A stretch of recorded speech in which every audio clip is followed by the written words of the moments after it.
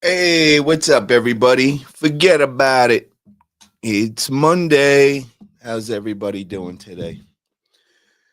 So, I just wanted to come on here. I've been telling you guys that once I get some more time, I'm going to get more active, get more on the channel, kind of get more into social media again. I've been falling off just because I've been so busy with work and all. So, it's not because of bad things, it's actually good things.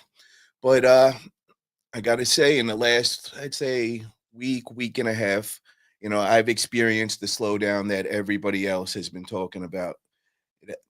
Before then, everything has been flying each week. We're beating the week before, setting new records for forget about it, and everything was going great. And I was like, oh wow, we're not going to be affected by the winter this year, and everybody else is. Boom, last week hit. So last week was definitely I seen a pretty big hit as far as what we brought in and everything, and the amount of jobs that we booked for the week was definitely down.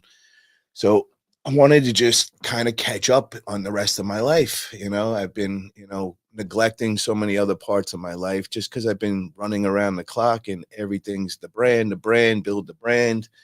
And I just been not having time to catch up on other things. Like, first off, my social media. I haven't been posting that much. And you guys all know me. I miss the social media. I'm always posting away and making a lot of noise. I just haven't had the time.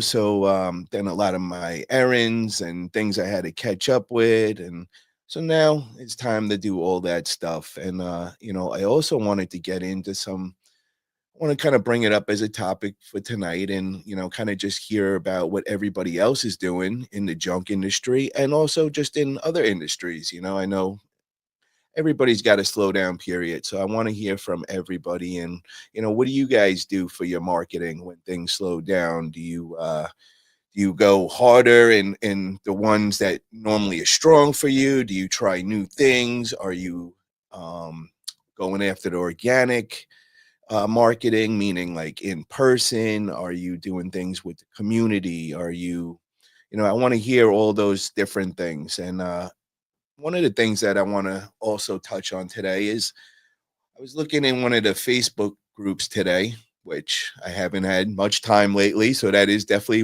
one of the things that I get to catch up on now, and kind of just peek into the junk industry and see what kind of questions are going around. And what I did see was somebody was asking about BNI. Should they join the BNI, and what's other people's experience? And I was reading some of the comments, and I was kind of taken back where there was so many people just like kind of shooting it down, saying it's not worth it, and it's too much money. And I thought that was wrong. It's just a matter of what you're willing to put in. So I just, for you guys that don't know, I joined the BNI chapter, and I got some very good advice. It was from Abel. He's Abel Dominguez. He's one of the speakers, I believe, at the expo and all.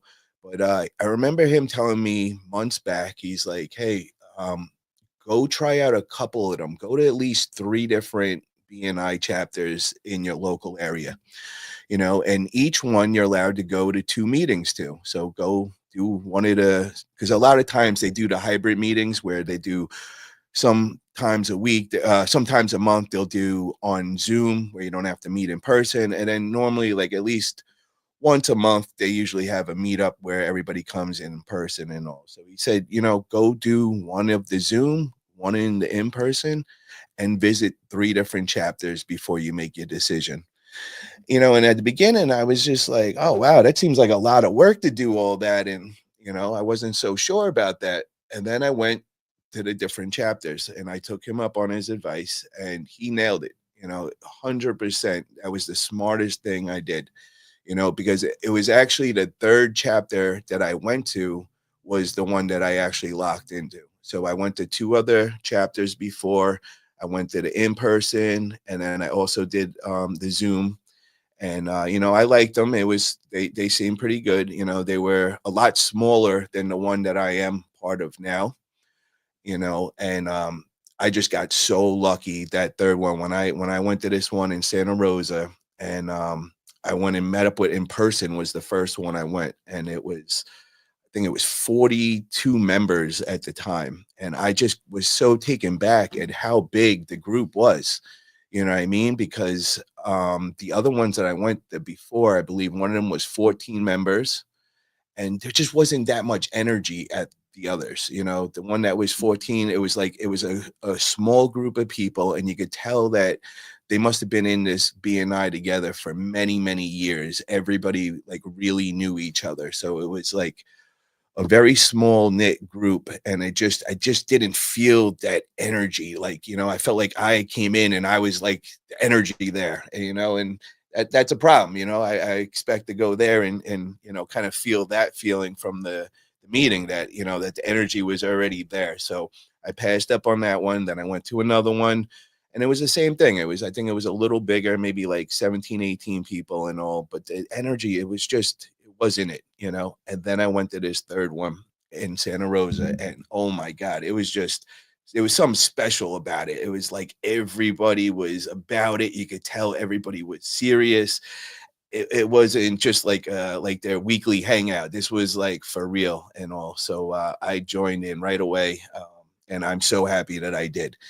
And yeah, it is an investment. You definitely, you're going to pay some money to get in there, but what you are getting is you are the only company in your industry allowed in that chapter, and that's how they do things. Just hold on one second. So it's a great opportunity, but it's kind of, you get what you give, and so what does that mean? It means if you're just going in there and you think that you're just going to get a bunch of referrals and you're not going to be helping out the others with their business and getting them referrals and actually really giving your 100% of networking and all, then it is not meant for you. It's the same thing as like social media.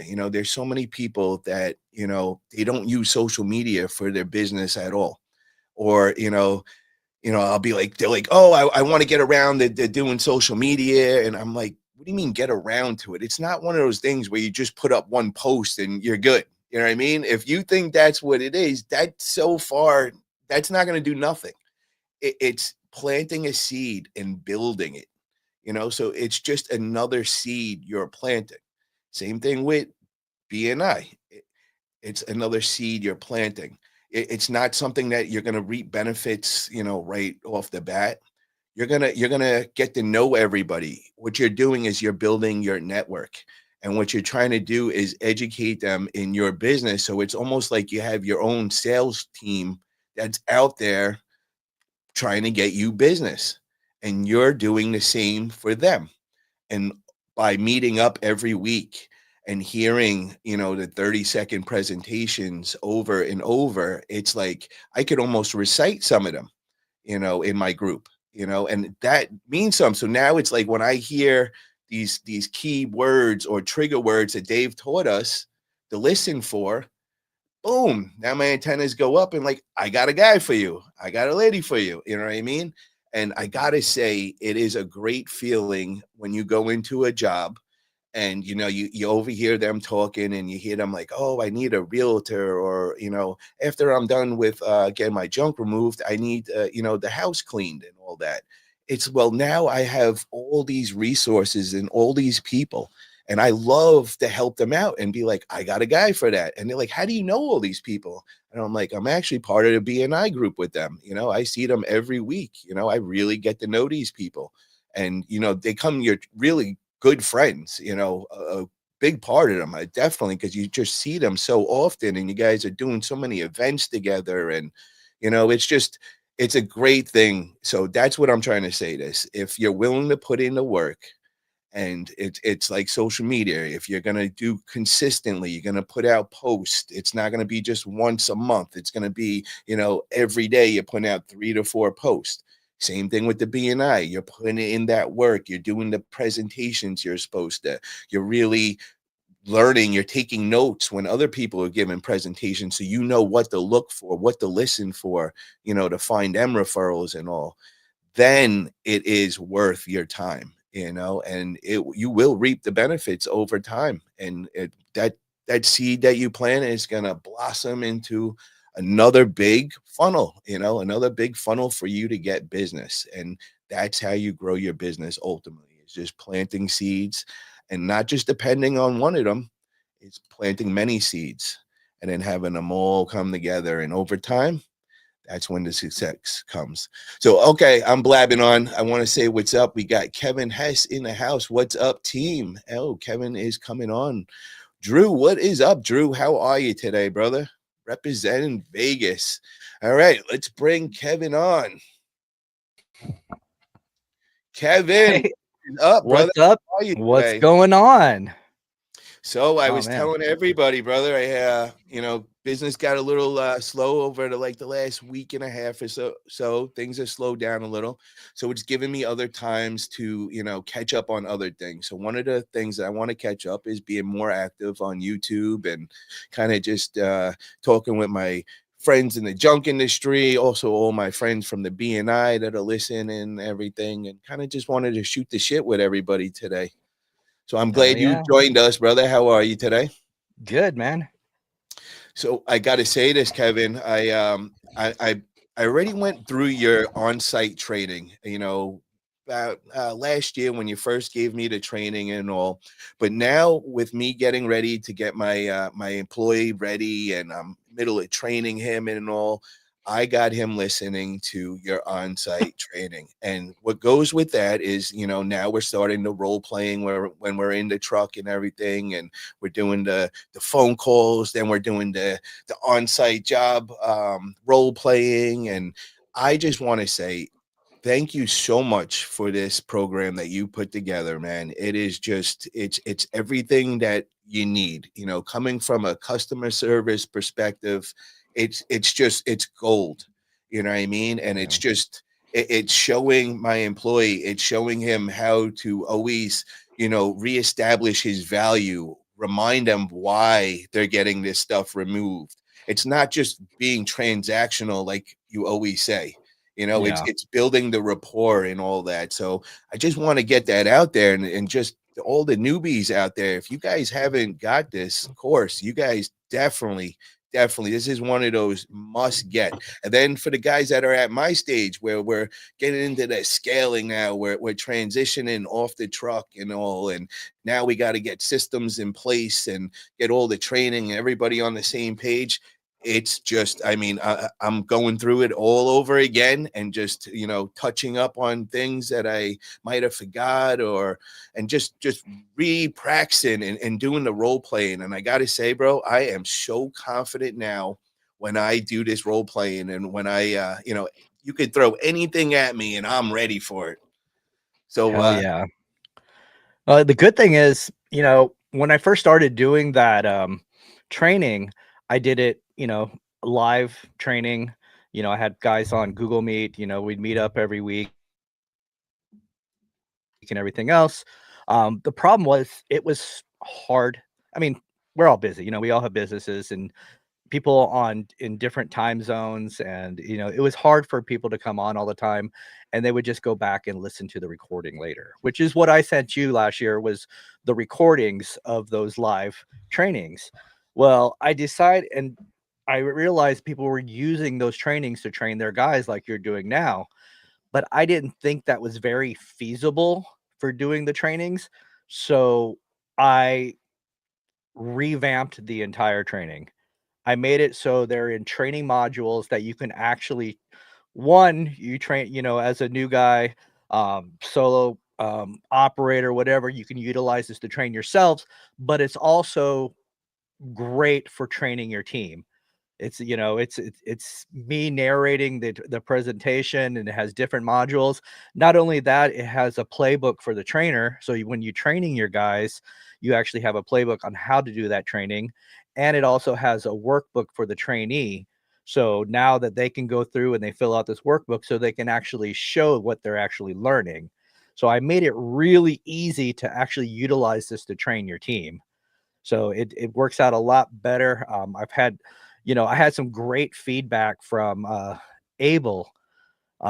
Everybody knows who Abel is out there, and he actually used to be a corporate trainer, and I had sent him this updated version, and he actually gave me some really good feedback, and so I made this even better. So you know, and the funny thing is, when I first started this training, I did it for the solo guy, right? I did it for the guy that's just starting out, so he has a leg up on the competition. This is something that I utilize with 1-800 Got Junk. I had put this training together. It was basically 1-800 Got Junk. They have a very basic training. It's a 10-day training. It's on 2 pieces of paper, and probably about 30% of the franchises actually use this. Mostly it was just hire the guy, throw him in the truck, you learn from that guy, he's been here a while. And that's what probably 70% of the franchises do, so I did that for years. I was guilty of that too, and I tried using their training, and it's like, this kind of sucks, and this was during the time where I started developing myself as a leader and really wanted to, up my game of my team and give them something better, and forward momentum. So I revamped the entire training, and I made this training something that was challenging, something that they can actually learn and go through. And especially with the role plays is the key element there, because it gets, something when you're learning, not everybody's great at talking to people like us. I hear it from everybody all the time. My guys will never, I stay on the truck because my guys just can't do it as well as I can. You can if you do this training. Your guys will end up being better than you are, especially if they learn from it. But that's where the role plays come into action, because you're doing these role plays with them and they're learning from the beginning and passing different scenarios as they go. And by the time they finish this training, it's no longer uncomfortable. They've already been doing it with you, doing those role plays over and over and hitting every single key point in those role plays. And then the best part is this: after those role plays, you as the owner, as the manager or trainer, whoever's, doing these role plays with the guys, the key part is giving them feedback afterwards, giving them that honest, candid feedback, because they're not going to pass scenario role play first time, every time. It's not going I to happen. gotta say this, Kevin. After hearing them, on the spot when you did it live for the course, I couldn't believe how awkward it was for some of those guys, and Yeah, that's where what you just said is all making sense to me.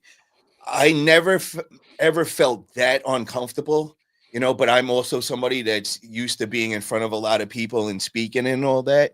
of I was course. uncomfortable at first, but hearing these other guys and like just my new guy and all that, I just was taken for granted they would know how to like go about it. And you really can't take it for granted at Yeah. all You because have to be able to get comfortable being uncomfortable, and that's what these role plays are, because you get comfortable in front of your peers.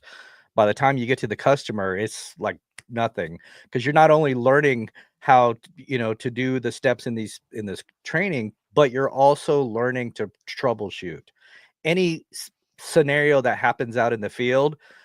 You already know how to deal with it because you've gone through it in this training. And that's why I wanted to make it challenging. And like I said, the most important part of that is the feedback afterwards. That honest, candid feedback is what helps them grow.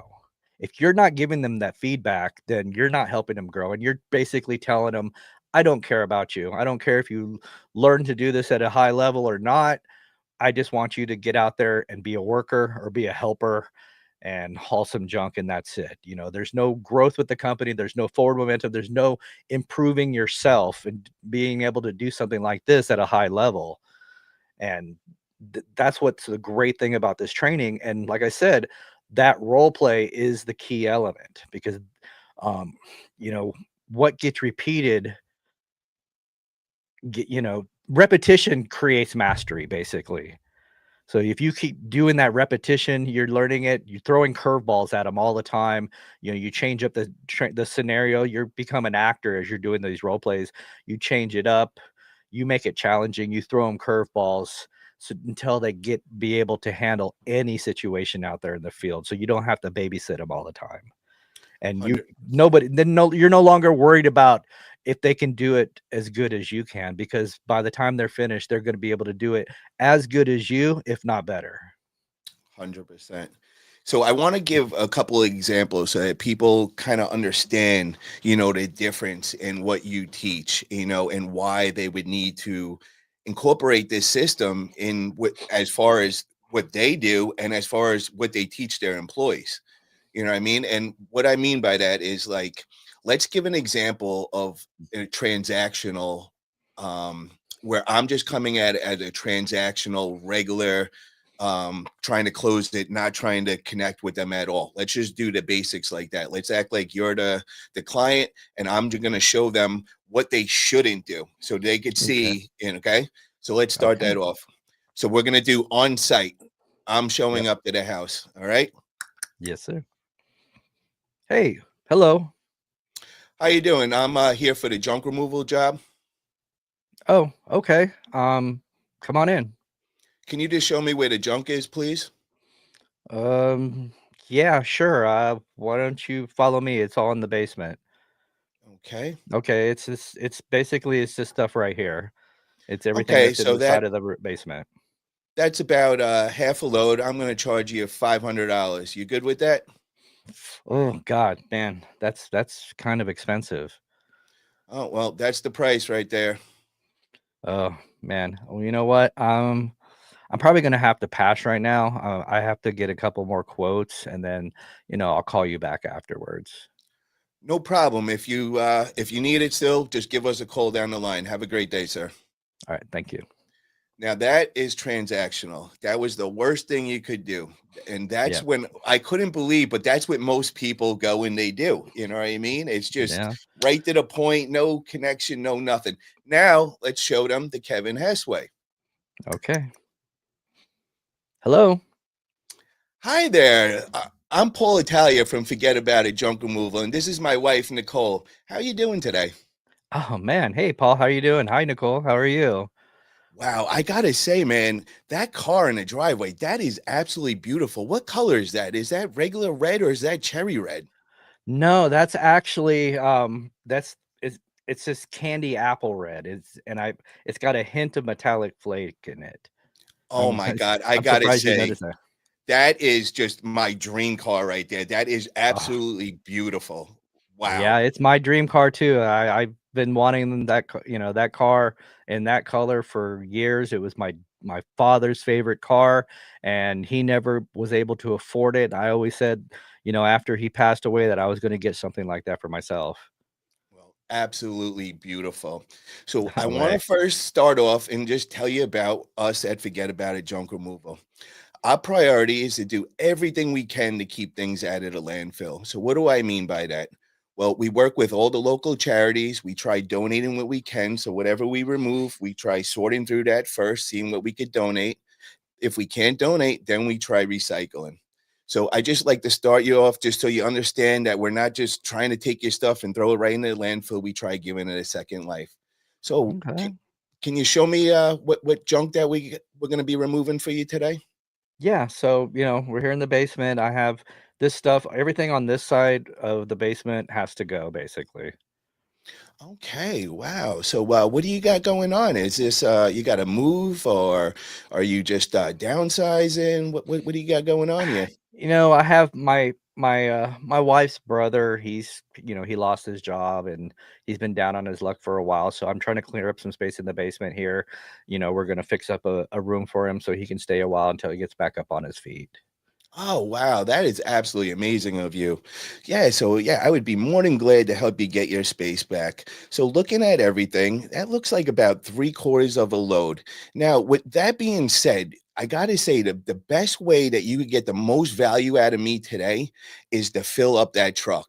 So if you have anything else maybe laying around, and I got to let you know, we're licensed and insured. So if you got something up Okay. in that space in the attic or in the shed and you need us to get back there, we could go and remove anything you need from there. Oh, okay.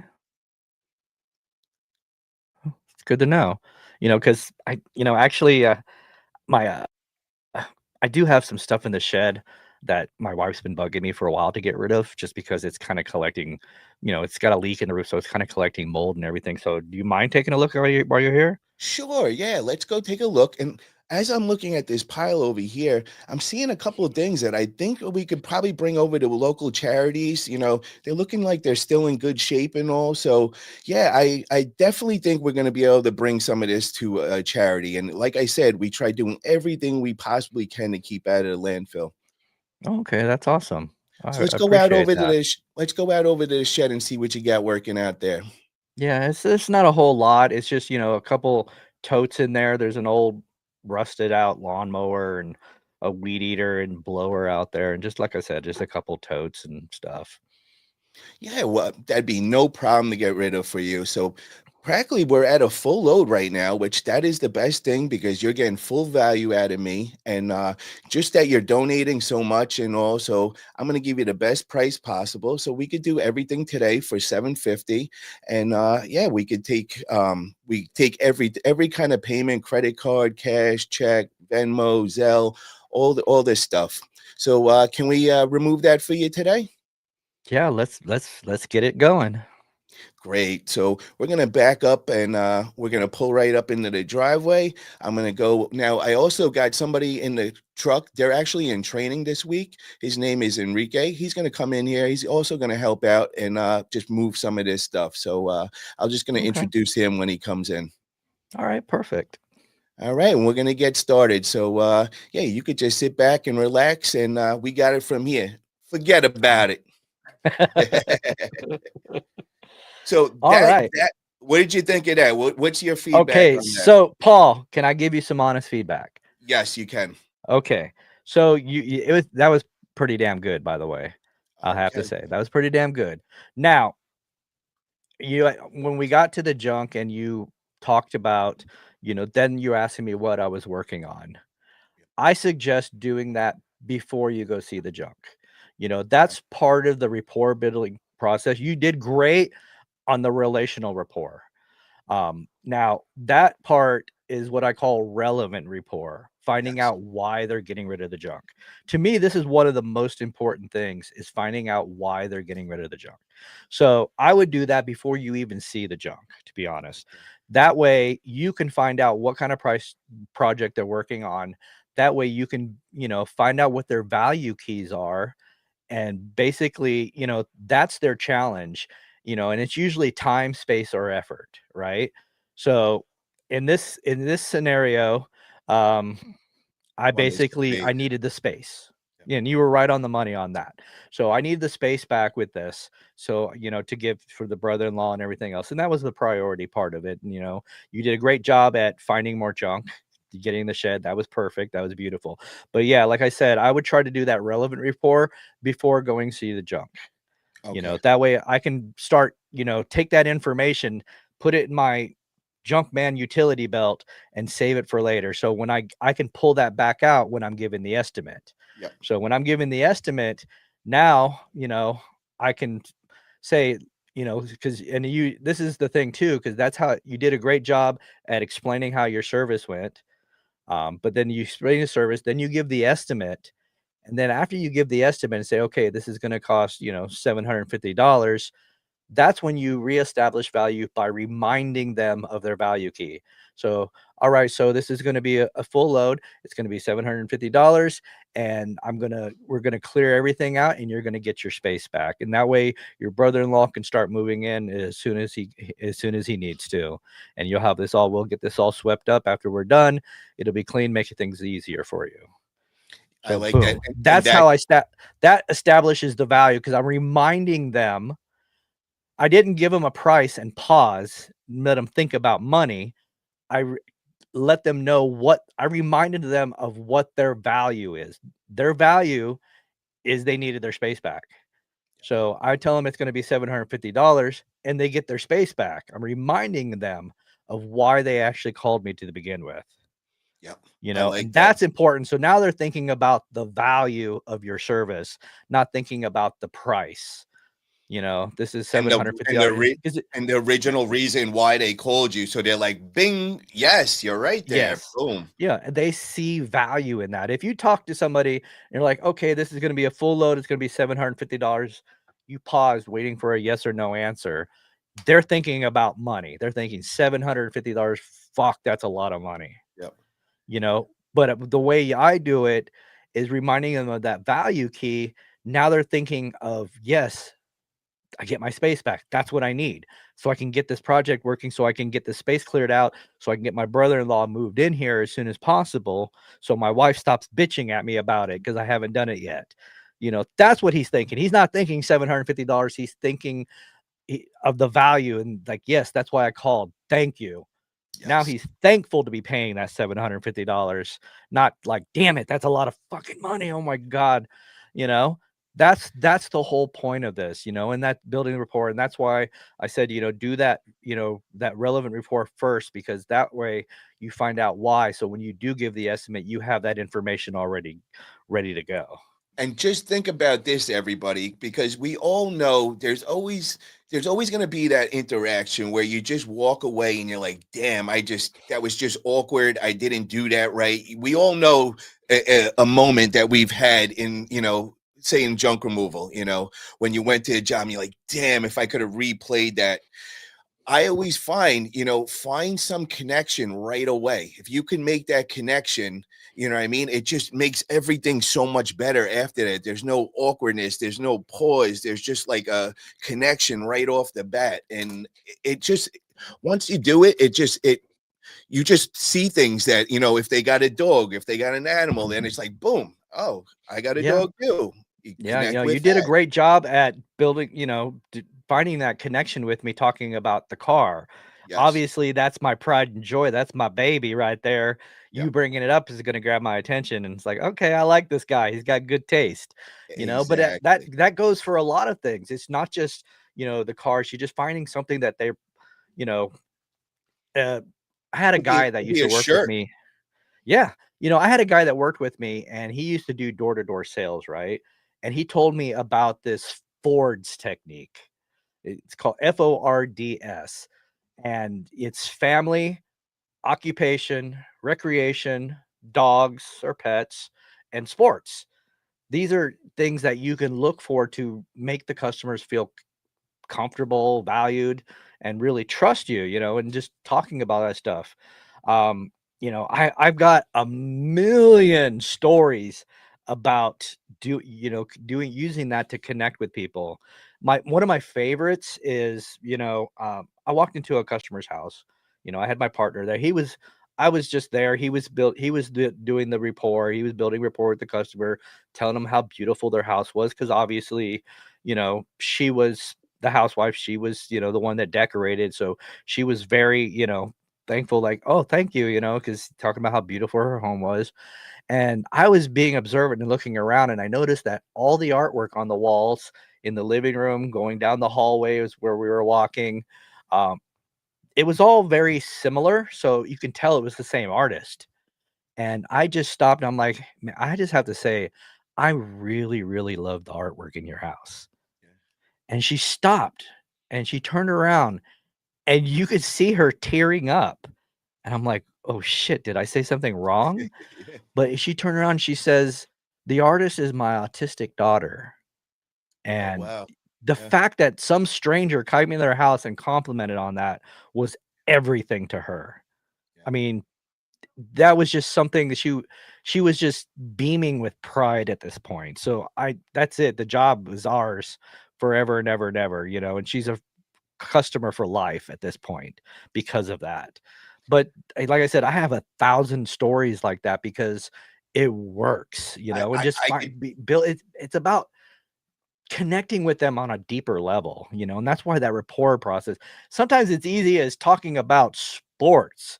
You see something on their wall, and you're like, oh, I see you're an Atlanta Falcons fan.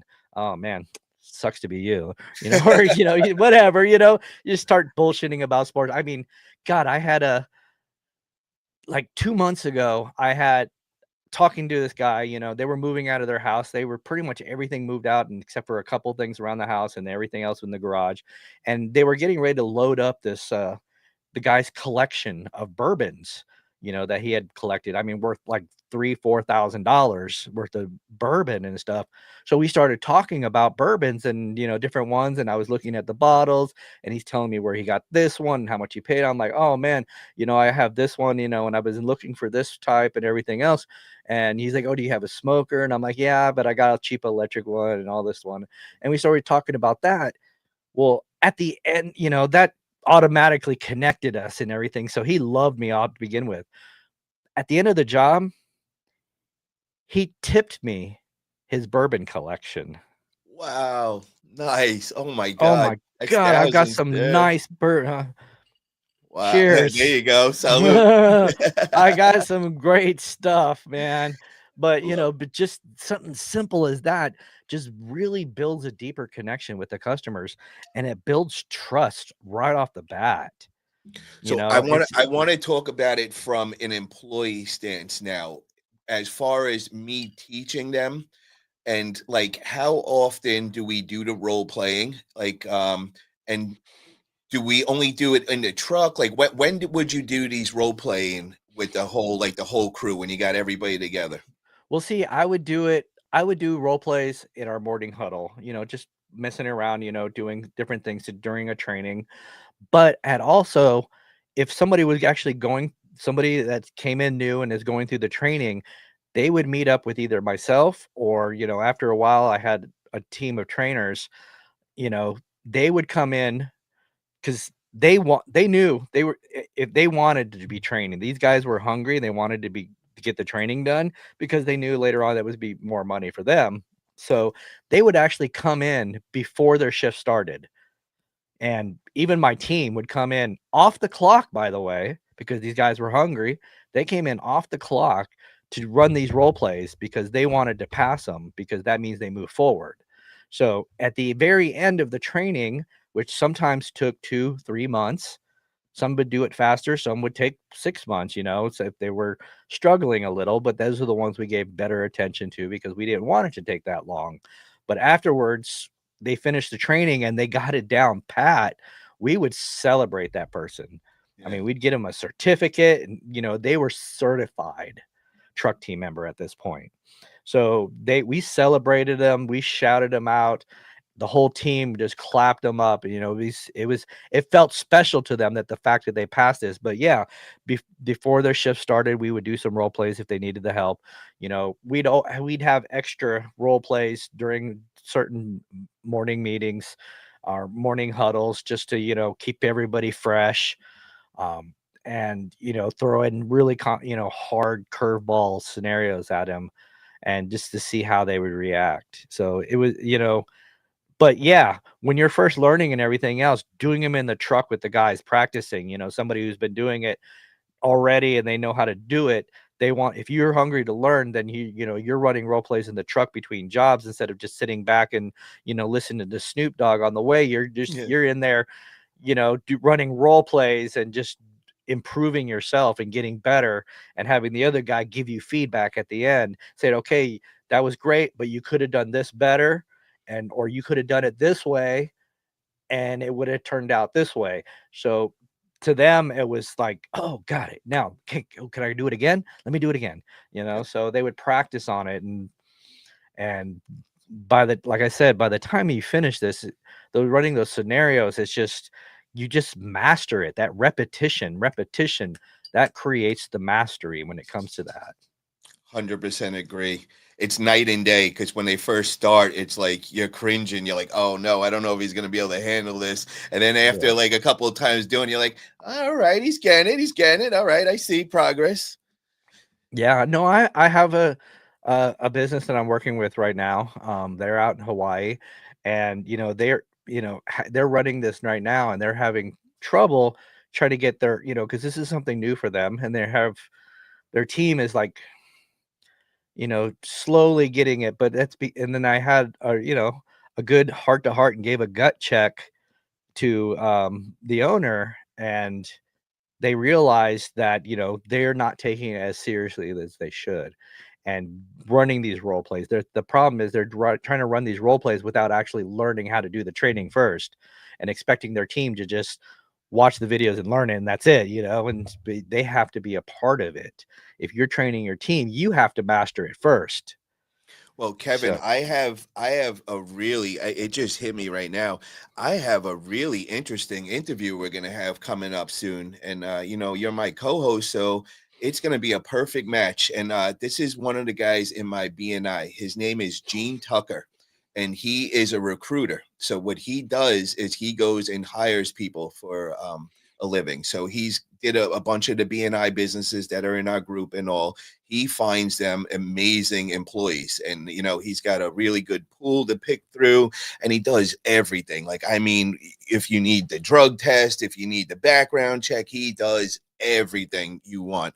And I think there's like a guarantee. I think it's like 3 months, like as long as they work out, then you pay after that or something. I'm right. about to go do a 1-to-1 with him, but I'm looking forward to getting you on with him, and we'll do like I just want to learn about it, because this might be an asset also, that we could learn about, and kind of finding the employees, and something that could help finding with your system. I think it might go perfect, with Gene, putting something Yeah. together like that, you know. Yeah, no, it'll be interesting. It'll be fun. So this Friday, bro, I got to tell you, we have our MVP of our BNI group coming on, and we're going to be doing our interview at 6 p.m. Pacific time, and we got Nicole Humber, and let me tell you, bro, she Are you said. are you gonna wear the wig? No, oh, he's seen it. Yep, that's who I dressed up as my BNI. I dressed up as her, and went there in our in person meeting and everything. And it was so funny, bro, because it was three other people. We didn't talk or anything, but three other people also No. did that.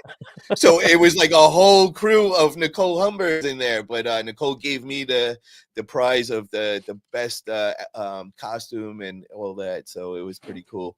But Well, you're the only one that didn't have to stuff their shirt. I went all out. I went all out, so to say. But I can't wait till you meet her, bro, because oh my God, she's killing it, and she's been part of this BNI from the beginning. I think she was very young when she started working for this company, and then as she grew, what I'm hearing is that she went then and bought them out and became the owner of the company, and it just scaled it from there. And Nice. I'm really looking forward to hearing the story. But as far as just with BNI, she literally is a superstar. Like, I mean, over $1 million in referrals, and she had our team. I think we're $5.6 million in a year's time of referrals, which is absolutely nuts. You know what I mean? So yeah, really looking forward to it. She's a real powerhouse, real That's entrepreneur. awesome. So yeah, we're gonna do really dive deep, and she's in restoration, which is pretty similar. There's a lot of common things with junk removal. You know what I mean? They do all the mold restoration and fire Right. and all that. And I Mm, believe the queen of junk, Denise Sparks, I believe that's how she started off as well back in okay. the day. Yeah, I remember her telling her story at Yeah. the expo, and it was something along those lines. So Oh, that's very, awesome. yeah, looking forward to that. And what do you got going on, man? What do you got going on next? I you were saying you were training a team in Hawaii. So like, how does that Yeah, work? well, I'm for them, I'm doing a combination of helping train their team, but I'm also um, I'm doing a mentorship, a 6-month mentor with them, just helping them build standard operating procedures for the business. I'm also helping train their operations manager off to, kind of a side project. I've really, trying to help build the self-esteem of their operations manager, help improve him. I have me, one-on-ones with him as well. I do, and just helping mentor them. I just booked a flight to upstate New York for January. I'm going up there to do an in-person training with their team up there. What So where upstate New York? What area are you in? Albany. Oh, nice, man. Very nice. So you Yeah. gotta hit up Russ. I mean, I think he's still a couple hours away, but you'll be able Yeah, to yeah, connect he's with up Russ. in Rochester. Yep. So, Well, that's really cool, man. And so I really want to hear about as far as like systems and everything. What systems did 1-800 got junk use back then? Like, as far as like, did they use a CRM, and what other systems did they have in place? Obviously they must have a lot of systems in place to scale the size they did.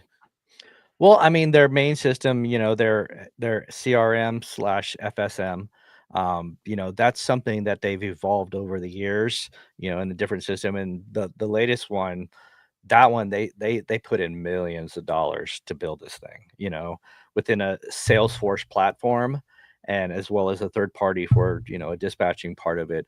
But that's But something that is, hold on. The one thing I didn't like about it is it was all AI. When you call today, you're like, you got to have like a whole conversation with AI. They ask you like questions and all that. Did you hear that yet? Have you? Because I called not um, too long ago and I couldn't believe how much AI it was.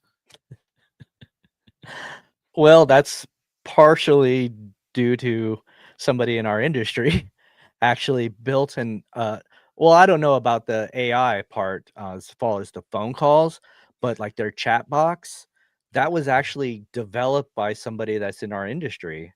Is it Xavier? Yes, Wow. Xavier developed that for 1-800 Got Junk. He doesn't like talk about it because he's like a super humble dude, but Yep. he developed that and sold it to 1-800 Got Junk. He actually asked he brought me on towards the end to test it, throw as many curveballs at as I can at it in order to stump it. So and I threw everything I had at it because I knew every question, every weird ass question any customer could ever ask, because I've been there, done that, Yeah. with 12 years experience in it at a high level. So, and I only found one thing that stumped it, and he was able to fix it like that. But Wow. yeah, so that, they went to an AI chat box that was amazing that he had Yeah, but developed. see, this is the thing. I'm not saying anything against Xavier or the technology. Like that's cool. I'm just saying, as from a personal stance, calling and talking to a robot, it's just I wouldn't. That's not something appealing to me. I would not. It No, kind of I, turns I me don't off. I don't agree with that. As far as calling, yeah, as far as calling goes, I'm always against that, Yeah. but as a chat box, yeah, absolutely, that's great. But as a phone call, I'm I had actually just given that opinion to somebody because a lot of people use VAs too Yeah. to answer their calls and everything else. To me, I don't know if where I live in Georgia, that shit ain't gonna fly.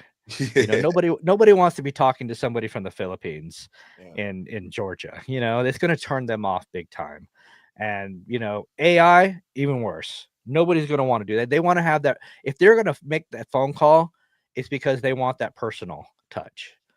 A lot of people like emails, text, chat bots, whatever, they do it that way. But if they're calling you, they're old school. They want to talk to a human being, and they want to somebody that's going to understand them and connect with them. That's the whole point of calling. So yeah, AI, if they're doing that now, that's stupid to me.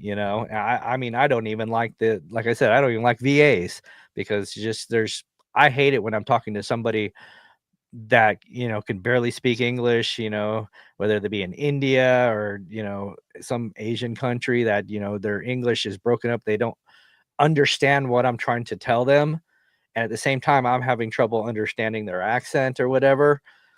To me, it's kind of a turn off because I want somebody that works at the company who knows what they're talking about, Yeah. you know, so that can turn around if they don't know, if they don't have an answer for me, they get, hold on 1 second, and they go and talk to their supervisor who's down the hall, or can call them over to their desk to help me out. I don't want to have somebody that is working off a script somewhere in a foreign country. What So to me, people that's a want turn off. what people want, what I feel like when you're calling locally to get rid of your junk, you want to hear somebody that sounds like you, that you're Yeah, imagining is from your neighborhood and is like a small business that you want to help out. When you start exactly. going with the AI and when you got somebody on the other part of the world answering the phones for you, it's not feeling like original, it's not feeling authentic, you know what I mean? And No. it's not connecting with the community. And what do Yeah. you always say? Connect with the community, right? Exactly. And exactly. And you wanna connect with the community, you wanna connect with your customers. You want that connection. That's the whole point of, building rapport. You wanna be able to connect with your community and their customers. And that's AI is not a good way to connect with them because they're just gonna be turned on. Because who's calling? It's usually the older people that's calling. Yep. And they're the ones that are gonna be the most against having talking to AI Yep. because they're old school. Even me, bro. When we called, it was my girl called, and I couldn't believe that they had AI. It's like you had to go through a couple of prompts, and then they would re-put you, I guess, to a live person. But you had to answer a couple of the questions first, and I was like, "Oh man, I would just hang up. There's no way I would want to go through that. Like, it's just, Exactly. yeah, I don't like Yeah, that." I don't I didn't know they were doing that now, and I wouldn't do that either, you know? I gotta shout out a couple people. My bad, guys, in the chat. I want you guys to interact with us, so I should be reading everything. So, guys, I'm gonna start getting on top of that right now. So we got OT Grubbish Removals. Great info, guys. What is up? How are you? We got Jamie in the house. Jamie, how are you? Haven't seen or talked to you in a while. I've been so busy, but I'm making some time now to get back out there and get back on YouTube and just connect with everybody in the industry again. Looking forward to it. So, Kevin, what I want to get into, man, is I want to just what I'm trying to figure out right now is what are some systems I need to start thinking of now? Because, I've always been told from the beginning, you want to get your systems in place from the beginning. So I got the CRM slash FSM, whatever they call it. That Mhm. is autopilot. I feel Yeah. confident with that. I am coming across a couple little snafus though, with I think with this mastermind group, I have to just like talk with them and ask. But I know they're working with a lot of them are working with I think it's Workies, and now they have like an add-on that goes with that. And I didn't hear no autopilot, no nothing. So I need to just make sure that autopilot's going to have these adaptions that they're getting in, and I just want to talk with them as well. And what's your experience? Have you worked with Workies before? And you know No. What kinda add-ons? it's something to do with junk, with maybe an app made for that goes on to the Workies. It's like a program or something. I can't say too much because I don't know how much is like out for the public yet, and also I don't want Mhm. to jump over grounds and step on somebody's toes. So what I'm going to say is there's like an add-on that I'm hearing from Workies. Now I heard it over recording, so I couldn't ask the live question if will that adapt, will that work with autopilot as well. So what I'm trying to just learn is like what systems do I need to get in place now so that I'm up and running from the time I get my first employee. It's going to be the same as when I have 100 employees. I just want it all rolled out from the beginning. What's some recommendations? Do you have Well any? well, and when it comes to the FSM and everything, and there's gonna be a lot of stuff being added on because obviously autopilot's still in the beta stage and they're still adding on. There's a whole list of things that are still adding on. I check in with Andrew every once in a while just to find out what's going on. 'Cause there's, being able to connect with QuickBooks, that's something that's going to be huge, Mm, for a lot of people that uses that. That's something that's big for a lot of people, including myself, yes. you know. But there's a lot of different things that can be added on, and he's constantly connecting with people that use Workies, House Call Pro, Jobber to find out how they work with them and how they like it. And, that way he can make improvements on it before he adds it onto, autopilot. Because he's going to connect everything that they have and he's going to try to make it better, to adapt to the junk removal industry instead of just all around like the other guys do. They just do the other ones it's built for home services but able to use for junk removal, whereas autopilot's being built reversed. It's being built for junk removal and then adapt to home services. So us in junk removal have in the beginning here is going to have it great because it's built specifically for junk removal right now. and that's going to improve, expand into the home services network, where it's the opposite with everybody else. So he's looking to everything that's going to benefit junk removal first. But Yes. as far as so that's one of the most important systems and process that you need to have. But talking about I just hold training, on one second. I just go want to for it. answer Jamie. She said, "Is that with Lee?" And that was the question with the mastermind. Yes, that is with Lee. He is the commissioner of our league that we're in, and it's we run off of a scoreboard, and we all transparent with our numbers. And there is 15 of us across the country, and to get in, you have to be to get into the minor leagues is $500,000 and up a year in revenue, and then for the majors, it's 1 million and up. So it's definitely an amazing group. We're just getting started now. It's one company per market, with the whole intentions of dominating all the markets. With all the info we're going to be sharing and just kind of helping. And a lot of these guys are, they've already been scaling. They've been in the game 15, 20 years and all that. So yeah, it's definitely a great group of guys. We're just, like I said, getting started, but I love it. It's just, everybody loves junk removal, and we're all trying to figure out like the best practices and systems. So with that being said, that's why I'm asking Kevin over here, because Kevin has worked with a lot of the big boys, like 1-800 got junk and all. And I just want to learn from his experience and like what's his recommendations for the systems and all. So if Yeah, you're just tuning in, autopilot is number one. That's the first thing that we were talking about. And now what right. other systems? you know, like in the area that you're in right now, where you're working on scaling and training new people that come in, having that standard training process documented so that it's simple to use. Like you can bring 10 people in next week, and it's an easy flow, so have that documented training process. Kevin, how can I make my SOPs on the truck? Like, what should I be doing right now? Like, when me and my girl are on the truck, should we be writing everything out and then going home printing it out, like for That everything? Like, that's a good way to start it.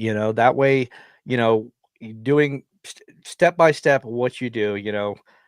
First, as get, say you're a truck team member, you and Nicole are putting, you get a job, you get a lead, you give them a call, you book the job, you put it into the FSM, and you dispatch it to your truck team. Now, what the truck team does from there, how they log into the system, into the FSM, to autopilot or whatever you use, what to do from them, then do the call ahead to the customer, then, go to the job, how to complete the process, in person and on the mobile app that you use for your FSM, how to do that process, how to close out that process, and every step by step, everything that you do until the moment you leave that customer's house, right? So that process needs to be documented. That's a standard operating procedure. Then you now, also have where a where do I standard where do operating I keep procedure for the this? actual training part. Where do Huh? I keep this? Do I make a binder now and that stays in the truck? Get a binder, make it a playbook, that way, it gets thicker and thicker as time goes by. You can do it digitally if you're techie, then you can make it digitally. That's easy to transfer to somebody new. I kind of hate that, because then they can steal it and send it to somebody else, and they move to another, junk removal company, whatever. But having that playbook, and then being able to train them on that, as well as their actual training. Say for instance, you're using my on-site experience training, have a procedure. Actually, my training comes with that playbook already made. So you'll have that ready. So that's a procedure that's already done, and how you're going to proceed with that training. Go into this role play scenarios, which comes with the training as well. There's 7 different scenarios that they have to pass in order to pass the training as well, and there's a workbook and all that. So you have your training process done, then the step by step on how to complete a job is done. These are things that for the these are processes that you need documented and everything for your truck team. apart from that, just different things in the business, everything in the business, even when you get down to operations, when you know, if you're stepping off the truck and whoever's running operations at this point, dispatching, talking to customers, dispatching the jobs to the truck teams, then you're going to build another process, how to do that. Because at some point, whoever's running that now is going to be passed off to somebody else. And it's going to make training that person a lot easier because you have everything documented into a playbook. That way, that process is set. Okay, new guy, you got a new guy coming in. Maybe Nicole's doing that at one point, and she's dispatching. Then you're scaling enough to actually hire an operations manager. She's going to be able to pass that off to them easier because you have that process already documented and able to repeat it to somebody else right away. So let me ask you this. So I want to come up with the titles for in the truck, So, obviously we got the team leader, which is going to be the driver. Right. And then we got the navigator, who's going to be sitting passenger and all that. So what I should do is make those job titles, then put the descriptions of what, I expect in them. Okay. Correct. Now, what else should I have in there as well? Like, what about like as far as like when they have downtime? Like I wanted to come up with like a list of things that they could go through, and check off and, to get them doing productive things that they're not just sitting on the side of the road. Good, Paul. Good. Very good. That's something that's very important, having that, being productive during downtimes. They could be doing marketing, they could be putting out signs, they could be putting out door hangers, they could, even as far as having lunch, parking the truck somewhere. If they go to McDonald's to have lunch, don't park in the back and hide the truck. Park it out front because most of those fast food places are at a busy road or a busy intersection. So you're basically parking your billboard out where everybody can see it while they're having lunch. That's being productive. Just not hiding in the back taking a nap somewhere. But yes, you're 100% right. The things that they can do to be productive, you can do junk patrols, driving through neighborhoods, just, going through and say, oh, you know what? That house has got some junk under their carport.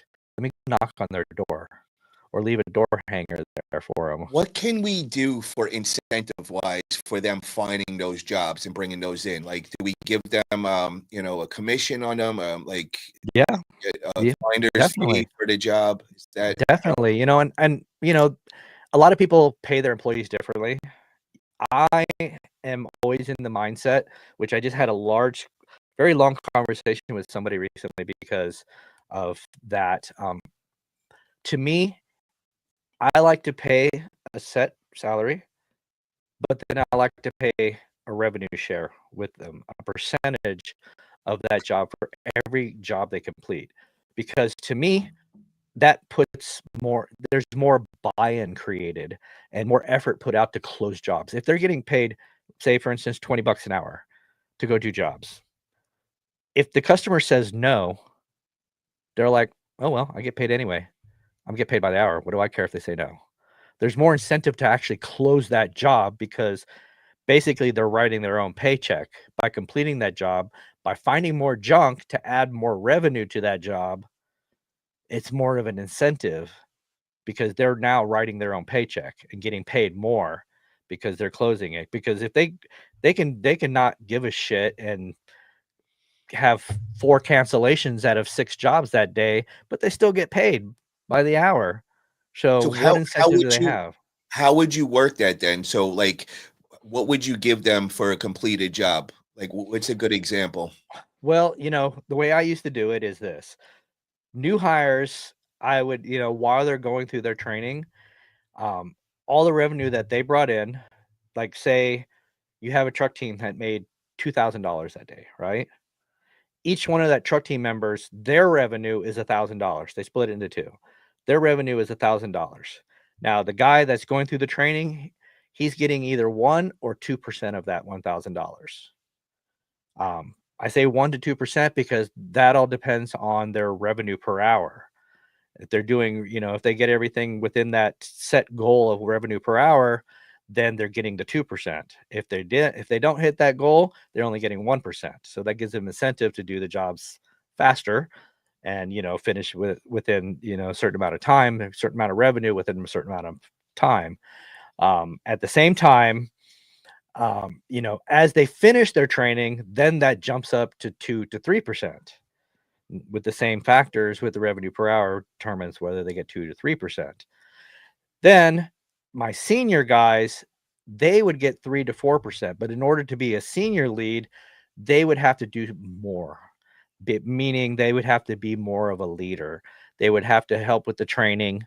They would help with operations. They sit in with operations and learn operations. They learn how to lead the guys, run morning huddles. They would actually, do the training with the team to help train the guys. They would walk in, look at the board with all the KPIs on it and see somebody struggling and say, hey, put me with that guy. I'm going to help him get his numbers up, actually being a leader out there. So then those guys would get 3 to 4%. So basically, everybody wanted to close jobs at a high level because they wanted to make more money.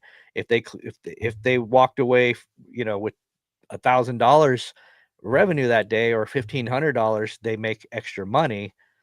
If they don't close their jobs, that's less money they're making. They're putting in their pocket. So to them, having that revenue share is an incentive to actually close the job. And that's why we closed. And we usually bounce between 95 to 96% of every job that we set our foot in, we closed. I like and that that. helps. So, whereas other people, 99% of the people I talk to, that's just straight by the hour, but they can't figure out why they can't get their guys to close at a higher level. That's why, because if they're being treated as workers, they're going to act like workers. These guys are being treated like Part owners. Basically, yeah, that's a good way to put it. They're basically, they are bought into the growth of the business at this point. Yep. The more business they get, the more they make, the more money they make. And what is that? What is that equal? It equals when they're on a job site, they got their, what is it? What do you call it? FMJs out, that FMJ radar. Find me more junk. Find more junk. Junk? Find more junk. They're out there looking for more junk because, oh, you only got a half a load, man. I want to walk out of here with a full load. Forget that. I want more money. Oh, you got a single item? There ain't no way. Single item, challenge accepted. I'm not leaving there with a single item. I'm going there with, I'm getting at least an eighth of a load or a sixth of a load, whatever. They're trying to find more junk. That's why in my culture for my business, what I want to do is I want everybody to know their average job size. That is going to be one of the most important numbers that we're going to base things on, because that is what we could improve right there in every spot. Like every job, they're going to be thinking, I got to get higher. We got to get higher. We got to beat the other teams, and I would love to do like the competitions, you know what I mean? Yep. And you keep track of all that. That's fun. And you got to get that up where they can see it on a daily basis. Every morning we're going to go over everything what the day before. I took that from the junk teams, man. I gotta say, when I watch some of their videos, I get all excited, man. When they do it all, everybody's going excited when they're reading out the numbers and all, and I'm like, that culture's fun. That's gonna be fun. It's a competition. Everybody's trying to outdo the other. I wonder where they got that from. Oh, they learned from Kevin over here. Anyway. But yeah, so they're, having those numbers visible that they can see, because everybody wants to know where they stand. Yeah. It is a competition, just like, the mastermind that you're in, it's that creates that competition. And having that, but I go a step further, and if their numbers are at standard or above, I put their numbers in green and it's above this line. I put a line across the board.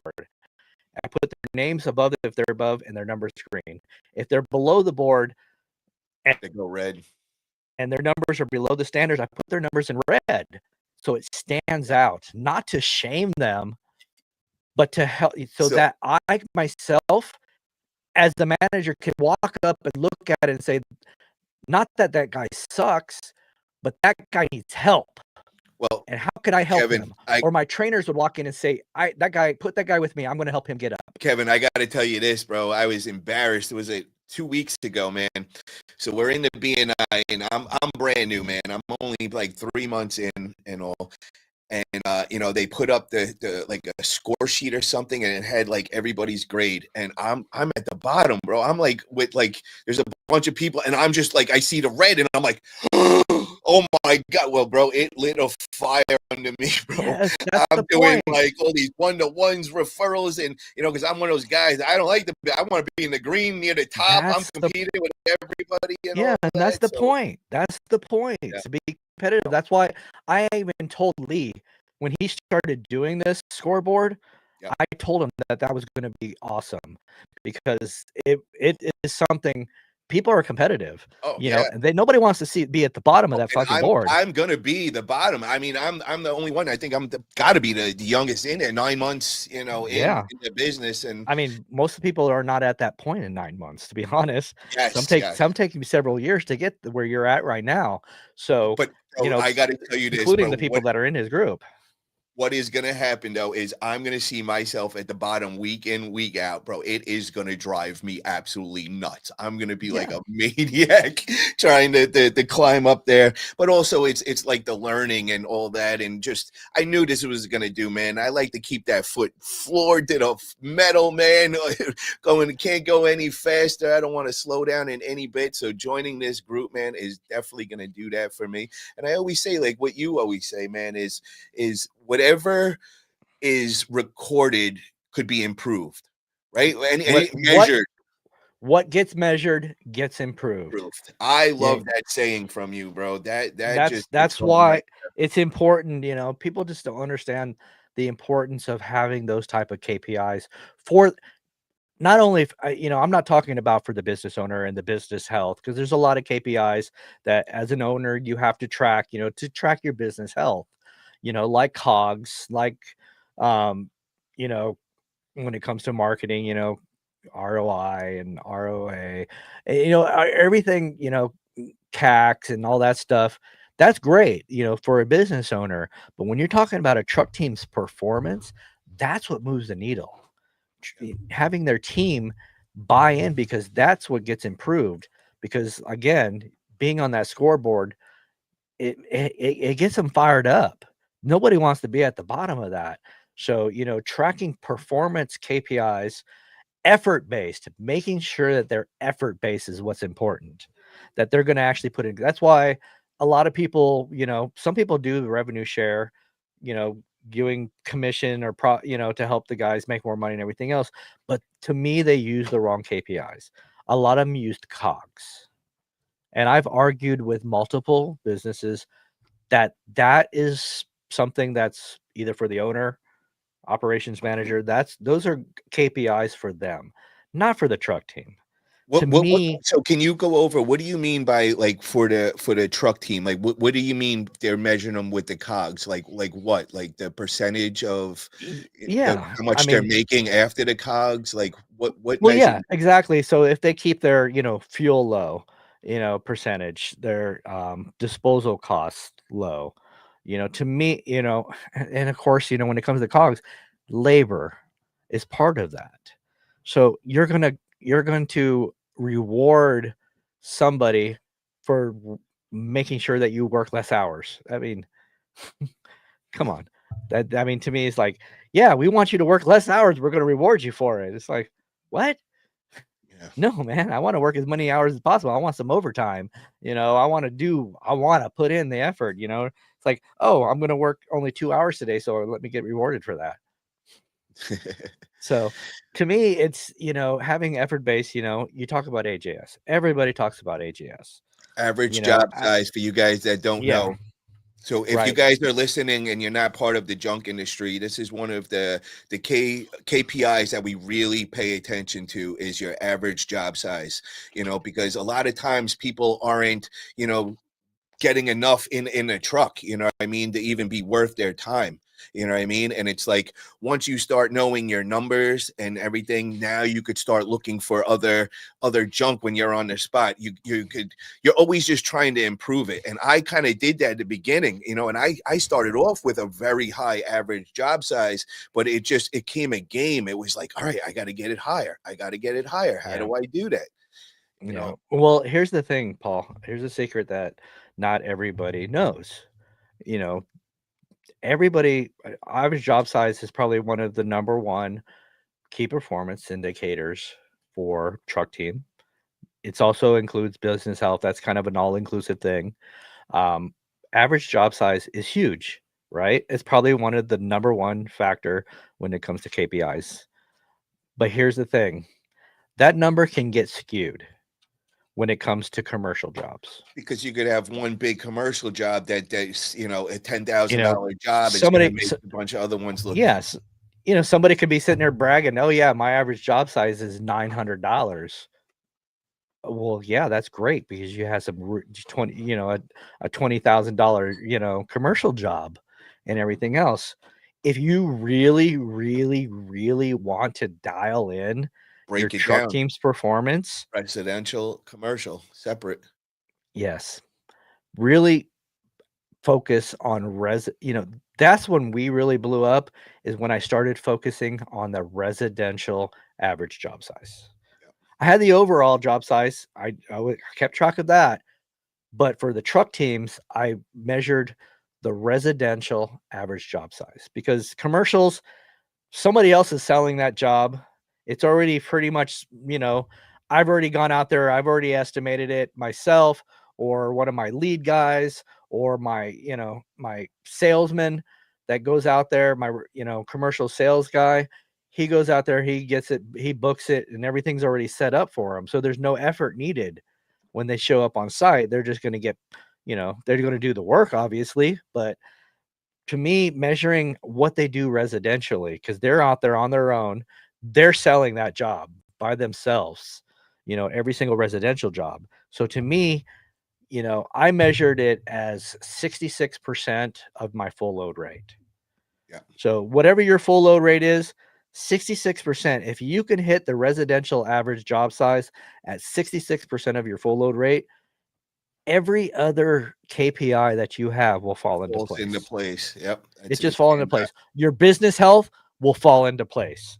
Everything else, your cogs are going to fall into place. Everything is going to fall into place because now you're selling at you're closing jobs at a high level. Yep. You know, so that is the number one KPI you should track is residential average job size. Now there's guys like Lee, like Barry that's out there in the Bold Accelerator. They'll probably totally disagree with that. And they're, you know, average job size is number one factor. But after years of research, I have researched this. Me and other guys far smarter than I am, you know, has researched this. And this is what moved the needle. Once I started measuring that with the truck teams, that became the number one KPI of the entire business because everything else just fell into place once we started getting people to hit that number. You know what I've noticed, and this is big part of why I joined this group is I always like to put myself. Let me just give a quick example. So, like when I go to the gym and everything, what most people do is they go and find their favorite exercise and they just go and they hit that all the time. That's always their first exercise and the thing they put the most time in. What I found that given me the best results over the years was I would always find the thing that I hated training the most and I would hit that first and I would put the most time into that. And it would normally be about a month's time of religiously hitting that all of a sudden it would go from being my least wanted to train muscle to my favorite. You know, and then it was just like you're always improving your body. Like it's just you're going to the next level. So it's kind of like the same thing, you know, as fitness as it is in with business. You know what I Yeah. mean? It's train the things that make you feel uncomfortable. You know, so what do I mean by that? One of the things that was very uncomfortable with me, and I would hear all these other guys talking, it almost sounded like a foreign language, was all the different things that they're tracking, numbers wise, and all that. And my head was just kind of spinning. But I got to give you another example. When I first came into junk removal, a lot of the basic stuff that people would say, oh, let me fix my camera. Hold on 1 second. A lot of the most basic stuff that people would say, it was hard because you were just trying to absorb everything, so your head just starts like spinning. There's just so much things that you got to absorb and everything. So when people started talking like all these numbers and percentages, and I'm just like, oh my god, dude, like this is too much. Like, this is junk removal, guys. Like, relax here. You know what I mean? We're making this into like rocket science. But so I saw the way that Lee ran his thing, and I see his strength is he's very compulsive with the numbers. They want to know the numbers of everything, and I was like, boom, that's something that makes me uncomfortable. That's something I want to come comfortable with, and the only Yeah. way to do that is just by getting in there and tracking those numbers, because now what you're doing is every week you're getting more familiar with them. Now you're getting to see what they look like every week. Now you know the percentages, the percentage range it should be in. And things that seem so foreign before are now coming very comfortable. You know Yeah. what I mean? And that's kind of why the thing that I seen right away off of Lee. And another person that also struck me with that was when I first came in, we all know that I went and did all these interviews with everybody. I was finding everybody. Somebody that really stuck out to me was the junk police over in Jersey. That was they're young guys, very young, like 25 and under and all that. And one of them is Nick Police, and Hmm. his best friend growing up, they partnered up. And I just couldn't get over with how they were talking about the numbers, everything they were tracking. And I was just like, oh my God, they're so young, but yet they're so on top of it. And it was the same kind of like mentality with the compulsive with the numbers. So that is just something that I just threw myself in. Now I'm joining the group. I'm part of the scoreboard, and I'm learning from this and all. And it's just, I'm seeing the evolution of, things are becoming more natural and everything. So guys, when you might be in the same position I was a couple months ago, when a lot of these guys are talking these numbers and like simple things as cogs. Well, 6 months ago, I didn't know what the hell cogs were. Now I know all about them. But if you're one of those that don't know what cogs are, it's numbers that they're tracking that you need to come familiar with. And the only way to get comfortable with them is just kind of start tracking them and throw yourself in there. So guys, don't just shut down when you hear this. Really try understanding what they're tracking, why they're tracking, and all that, and you're gonna get to reap the benefits from it. And I'm going through that process as we speak right now. So just Yeah. something. There, I don't know if anybody's ever heard of this guy, John Doerr. He was one of the early investors in places like Google, Amazon, DoorDash. This is a guy that, freaking billionaire or whatever, but he wrote a book called Measure What Matters. And that is how you can actually, change the trajectory of your business. It's a great book. And that was one of the, when I started finally, developing myself as a leader, that was one of the first books I actually read. And just measuring what matters is that's why I started to, measuring those KPIs. And and I saw the difference it made. And and again, like I said before, you measure what, not only measuring what matters, but what gets measured gets improved. Putting those numbers out there, it just changes everything, not only for you as a leader, but for your team. Because now, trust me, who um, Mr. Eagles fan here, that's famous Super Bowl that, we had a bet on the Philadelphia Eagles against the Kansas City Chiefs. So here it is at the Super Bowl. What would happen if they played the entire game, but never put anything, never put on the scoreboard the score? They just played to have fun. They just played to play. You know, what the fuck would they play for? What they have to have a scoreboard to know if you're winning or if you're losing. You have to have a scoreboard. And if their score is low, what are they going to do on their next practice? They're going to look at where they failed and how to improve on that so they don't do it again.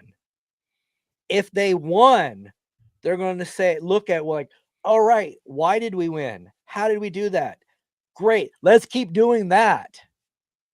Okay. That's what having a scoreboard is about. It's the same in sports as it is in business. Yep. You have to have a scoreboard. So your team knows if they're winning, if they're succeeding, or if they're failing. And if they're failing, you as a leader, how can you improve that so you can win the next game? That's why in those KPIs, metrics, whatever you want to call them, are important to your business. I don't care if you're just a one guy, start off, you're a one person operator, you're on the trucks by yourself. You might have a friend or your wife every once in a while coming out there, but start now so you know how to improve. That way, when you start hiring people and you start scaling up, which you probably will because you're doing something, you're measuring this stuff now and you're improving yourself as you go. Now you start having a team, how to improve them so you keep getting better and better and better. If you don't have a scoreboard, you're just playing Well, I'm going to for the tell you hell of guys, it. I am literally living this right now. I am living this. And you guys all have watched my journey from day one. You've all been part of it. Remind you, I'm only 9 months in, and the numbers that I'm hitting are just, I think it was going to be at least a year and a half, 2 years, to hit where I'm hitting already. And the way that it was done, it came a game with me and my girl. It was like, all right, first we were first tracking the monthly numbers and all. Then went down to the weekly.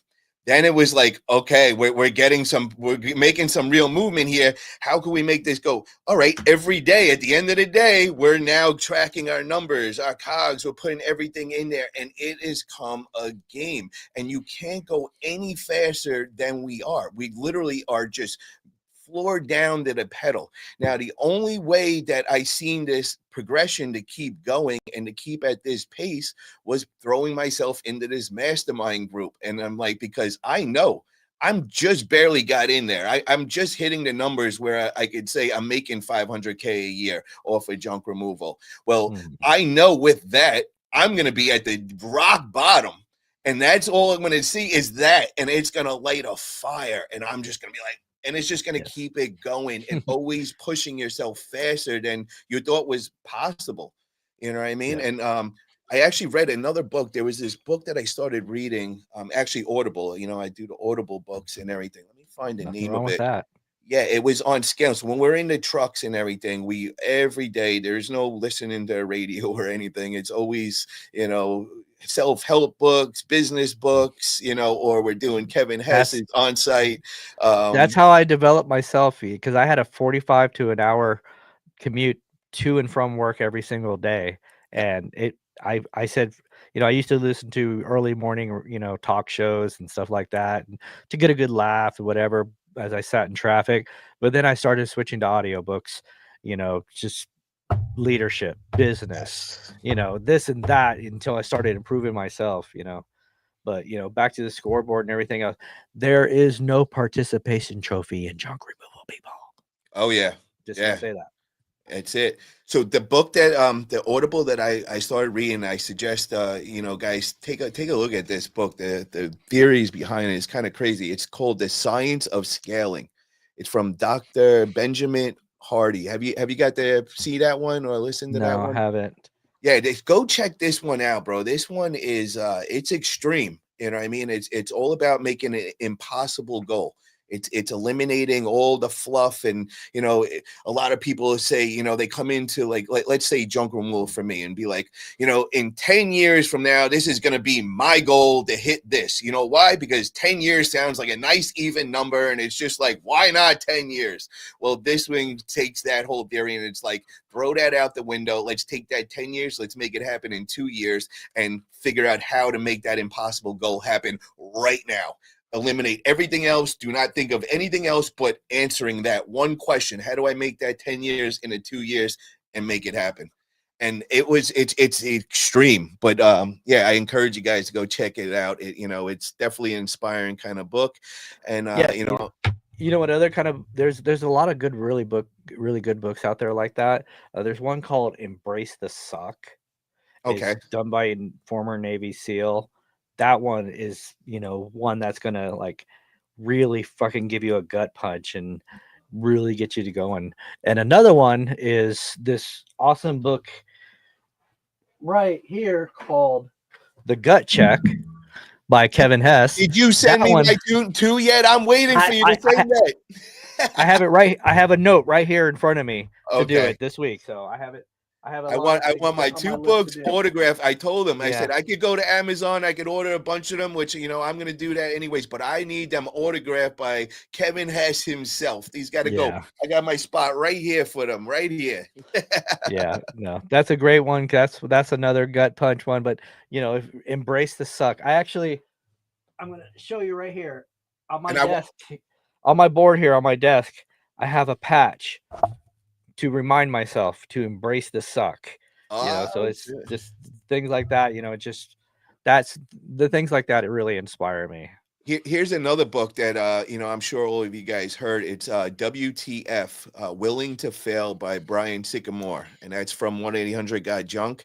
That definitely inspired me. I listened to this like 3 times already, and I'm It's funny. I had that book on my desk for about 3 years, and I never read it.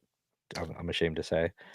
I like it. It just kind of lit a fire under me, and I'll tell you why, man. Because when you get to realize how normal he is and how an average Joe he is, there's nothing really Oh, that special or anything crazy about him. I've had beers with the guy.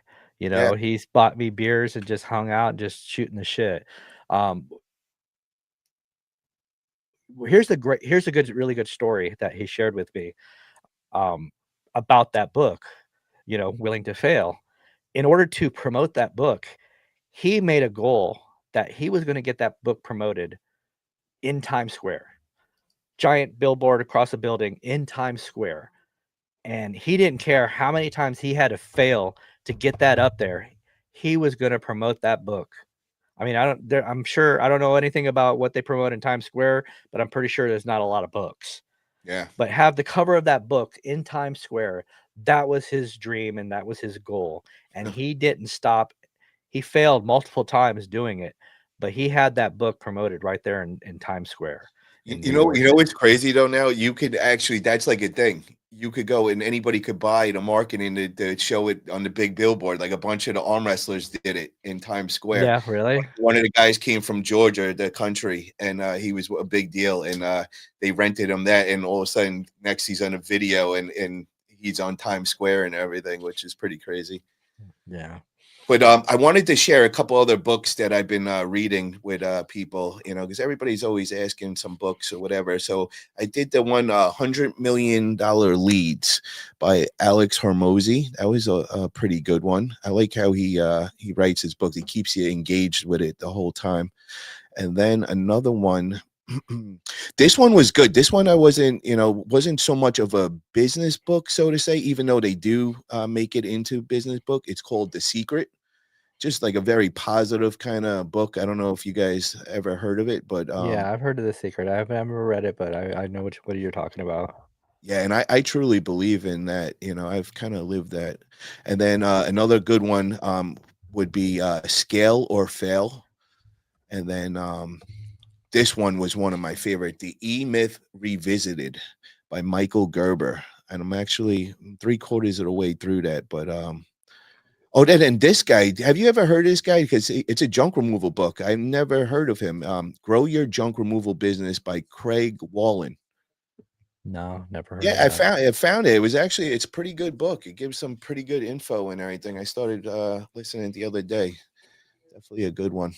So yeah, I just wanted to share a couple of the business books. That's what I normally when I'm in the truck all day and everything. That's what we're doing. And I got my new guy training out there, Enrique. If you're listening and all, it's like school for him, man. He's a younger guy and but he's learning so much. I could just tell, just being around us and listening to these books. And now he just started your whole training course. He just did the first two.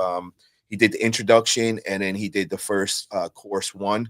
And then tomorrow he's going to be in the truck with me and we're going to start doing course 2 and I'm going to start doing the whole role playing.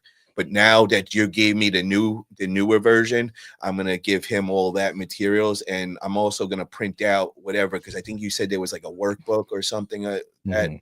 I'll Yep. print out all that stuff for him as well. Yeah, another good book. A lot of people, I haven't actually read this one, but a lot of people talk about it a lot. Is by Napoleon Hill called "Think and Grow Rich." Ah, You I know, think this I've is. seen that one.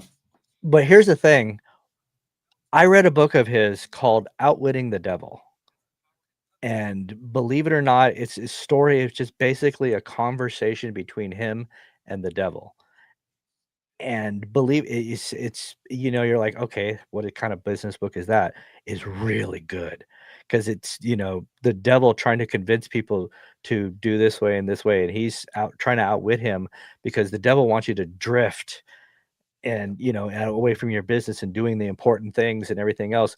It's basically mixes in a business culture with storytelling, and it really hits home. It's a really great read, whether you do an audiobook and everything. Actually, audiobook is more entertaining, to believe it or not, because but it's just basically him having this make-believe conversation with the devil and, trying and the devil trying to push him in a way out of it, from succeeding, and just it's a really, really cool book. So that's something, I mean, that's something that really hit home with me because drifting, which is I have a big part of that actually in my new book, um, the gut check, because drifting is something that a lot of business owners do. Um, you know, Instead of doing the most important thing, it's like, okay, I'm supposed to be doing marketing and stuff like that, but instead I'm on my Facebook or doing something that's just not as important. Because to me, there's nothing more important than the most important thing. It kind of sounds cliche, but if you really do a great gut check on yourself, that's the thing. I talked to somebody at the Junk Expo, and they have the thing that they're failing the most at in their business and not giving the attention they need is because they are too busy to doing this instead of putting it on that. Well, that is not the most important thing at this point because they're already doing well at that. If they're not doing this, then that's where they're failing. That needs to be the most important thing at And that point. and Kevin, it's kind of what I just said too, man. In a way, Mhm. it's they're uncomfortable with the thing they're not doing, so they'd rather do the comfortable thing that they're always do. Exactly, Yeah, exactly, and that's where that's I bring up a lot of that kind of stuff in that in my book, The Gut Check, because they're, doing the comfortable stuff, the easy stuff, the stuff they've already mastered instead of working on the uncomfortable stuff, and they give the excuses that they're too busy doing this instead of doing that, but that needs to be the most important thing right now because that's where you're failing. and So then this is what I gotta lead into with that. Okay, so how much? Give me a percentage of what you say that actual junk removal companies scale successfully. that, believe it or not, that's a very, very low percentage Bro, because I would bet maybe under 5%. yeah, I believe that too. Because It's too many uncomfortable. well, it's uncomfortable, but they get to the point where they think they're succeeding, they make a couple bucks, and then their ego gets in the way, and they don't wanna learn from something. I mean, in the past couple interviews that we've talked to different industries, different business owners, what's the one thing they had in common? The one thing would be, hmm, I'll give you a hint. Mentors. yes, everybody Helping said about coaching and mentors. They have Everybody, coaches, they had mentors to help get better, yeah. and if your ego is getting in the way, it's gonna keep you from growing. Like, "I don't need to learn from him, I don't need." Oh god, they're bitching about on the any junk removal group you go to, they're bitching about coaches and mentors because there's some people out there that try to do that even though they're not experienced and they're just trying to make a buck or whatever, but the real coaches and mentors are actually out there to help you to grow because they've also had mentors. They've also had coaches. I've had many in the past. Um, Otherwise, I wouldn't be where I am today. And, you know, just the But I, the thing that I gotta say about that though, Kevin, is you gotta be careful, man, because when you sit yeah, back and actually look at it, just like you're saying, like, and I just said, if under 5% of our whole industry has successfully scaled, so that means that there's under that percentage of actual people that have did it that can teach you.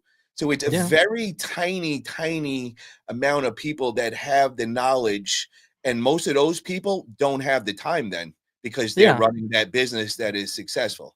right, of course. And here's the thing, and the 5% that do succeed, they all have something in common. They all learned a long time ago to put their ego away. Yes, They all learn to help to reach out to other people who are doing it at a high level to help them grow, to ask the right questions, to have them mentor you or be a coach or whatever. They reach out to them. They'll pay the money to do it because they are still hungry. but You know, also recognize, you have to be able to recognize the people that you're paying the money yeah. are the Oh God, yeah. legitimate people. Because Kevin, I gotta admit, brother, there's not many in junk removal that you could even find. You know what I mean? No.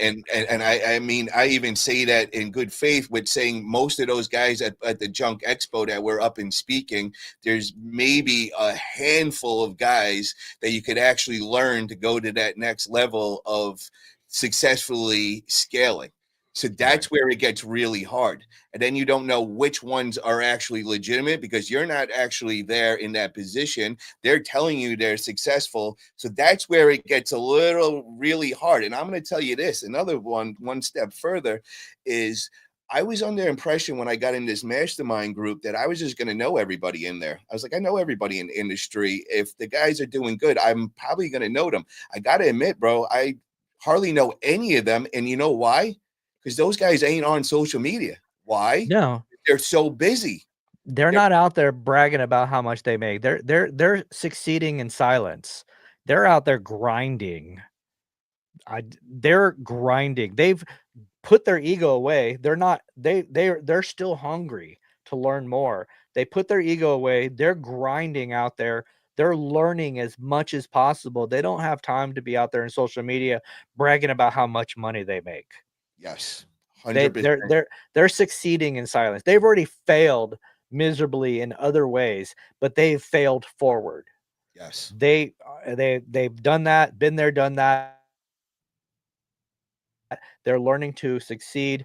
They're out there grinding. They don't have time to measure dicks with other guys because they're out there trying to scale their business. They're out there trying to grow. They're hungry to grow more. They got here. They plateaued. They're ready to go here. What got you here Is not is not getting going you to get there. you there. And Yes. that's why I went MIA, guys. That's why you Yeah. guys been wondering because that's what had to be done for it to go to that next level and all. You know, I Yeah. didn't have time to be on social media making all this noise and all because I'm out on the truck busting my ass. I don't even have an extra second. Now I got a little extra time, you know, with a little slowdown. So I'm getting to do other things that I was neglecting before.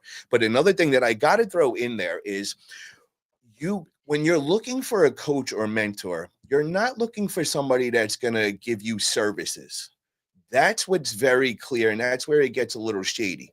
It's not the SEO guys. It's not the guys that are going to like give you a service that are coaches. It's you want to find a coach that actually is understanding the business you're getting into. You know, see how Kevin teaches. Kevin is teaching a method, a way of rapport, of connecting with people. That's not selling a service. That's actually Mhm. teaching you how to do your business. So, Mhm. what I think happens also out there is a lot of people taking guys that are offering services as also those coaches. And that's not what I mean at all. The guys that I'm learning from are genuine coaching. You know, they're showing you the proper steps to achieve the same success that Dave did from their experience. And that's the difference. It's not somebody's like, yo, I got this get rich quick. I got this program here. If you buy this, you're set, your business is set. That's never gonna happen, guys. That's not Yeah. going to happen. Sounds Really. good, but that's when you're I going to get burned. guarantee you're gonna be making $30,000 a month in 2 months or whatever bullshit they throw at you. Yeah, Yeah. no. So just But recognize what a true coach is, and also recognize that he's got the experience to get you where you want to go.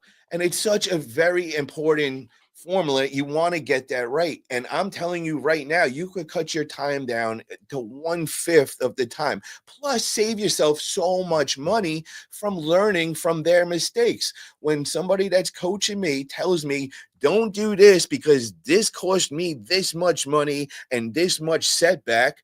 Hey, guess what, guys? I'm going to believe him. I don't Mhm. want to learn the hard way. I want to bypass that, learn from his experience. And that's why you do that. So Yeah. that was a common denominator that me and Kevin are seeing. We've been bringing on all different guests from all different industries. And at the same time, and no, we never even brought it up. It just came up upon itself that they had a mentor, a coach, somebody to guide them in the right Yeah. direction.